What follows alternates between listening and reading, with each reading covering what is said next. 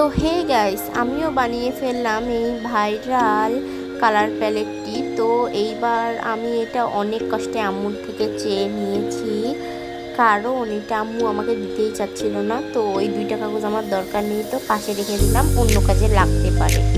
তো ওই বক্সটা সাইডে রেখে দিয়ে পানি নিয়ে নিলাম, এরপর একটি নীল কালার নিয়ে নিলাম। মানে ওইটা আমাদের বাড়ির যখন রং হচ্ছিল তখন আমি অল্প একটু নিয়ে রেখেছিলাম।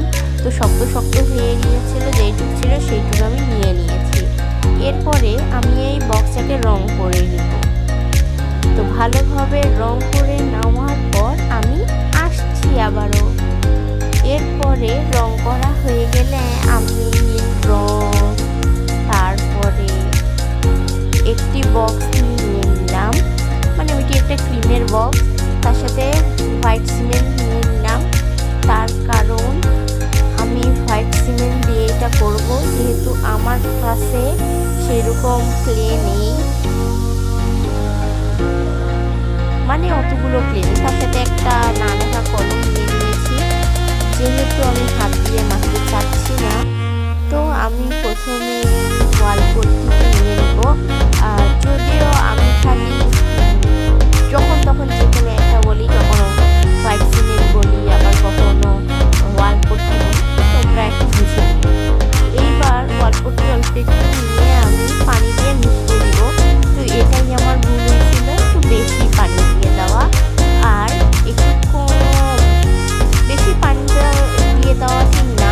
আমি আসলে ওয়াল পট্টি কম দিয়েছিলাম, পরে যদি আমি ওয়াল পট্টিটা আবারও নিয়ে নিব, কারণ না হইলে আমাদের পুরো কাজটা হতো না। এরপরে এটা আমি ভালোভাবে মিশিয়ে নিব। এইবার ওয়াল পট্টি নিয়ে নিয়েছি আমি, এরপর এটাকে ভালোভাবে মিশিয়ে নিব। তো যেহেতু এটা একটু বেশি শক্ত হয়ে গিয়েছিল, ওই জন্য আমি আরেকটু পানি দিয়ে দিলাম। পানি দিয়ে এইবার আরেকটু আমি মিশিয়ে নিব। এইবার মিশানোর পর আমি আসলে সরিষার তেল আর এই আটাতে ভুলে গিয়েছিলাম। যদিও হচ্ছে তোমরা বেশি ভালো হবে যদি তোমরা নারকেল তেল নাও, তো আমার কাছে নারকেল তেল ছিল না, জন্য আমি সরিষার তেলে দিছি। আর এই আঠার ঢাকনাটা খুলতেছেই না, আমি খুলে আসতেছি। এরপরে খুলে আসছি আমি ঢাকনাটা আমার ভাইয়ের কাছ থেকে। এইবার আমি কিছু না পেরে আমি কলমটা দিয়েই একটু আঠা বের করে নিলাম, তার কারণ হাত দিয়ে বের করে নিলে তো তোমরা জানোই কেমন একটা ব্যাপার হয়ে যাবে। এরপর আমরা এটাকেও ভালোভাবে মিশিয়ে নেব।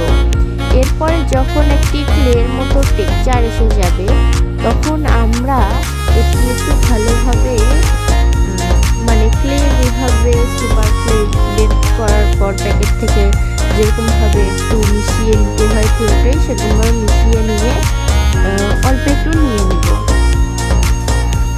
এইবার এটা একটু গোল করে একটু শেপ দিয়ে ওই বক্সটা নিয়ে নিব। তো ওই বক্সটা দিয়েই আসল কাজটি হবে। এইবার এখানে আমরা এই যে ডোটা বানাইলাম সেটি আমরা এখন ওটার মধ্যে লাগিয়ে দিব। আগে এটি একটু খুলে নেই। তো এটি খোলা হয়ে গেছে ঢাকনাটা। এইবার এটি ভালোভাবে একটি শেপ দিয়ে নিব, এরপরে এখানে লাগিয়ে দেব। এরপরে আসলে একটু কম পড়ে গেছিল পাশে, তো আমরা আরেকটু নিয়ে নিব। এরপরে নিয়ে নিয়েছি আমরা। এরপরে এটাকে আসলে এই দুইটি আমি একটু আঠা দিয়ে লাগিয়ে নিয়েছিলাম, তখন এমনি লাগছিল না।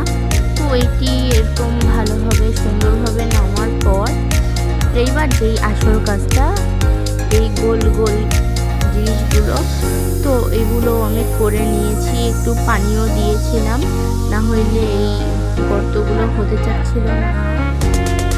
তো আমি একটু মসৃণ করে নিতে চাচ্ছিলাম, কিন্তু আমার আঙুলে রং থাকার জন্য ওখানে নীল নীল একটু রং নিয়ে গিয়েছিল, ওই জন্য আমি একটি ছোটো তুলি নিয়ে এটিকে সুন্দরভাবে মসৃণ করে নিচ্ছি। আপনারা বলতে পারেন যে এটা কপি। হ্যাঁ, কপি ঠিক না, এটা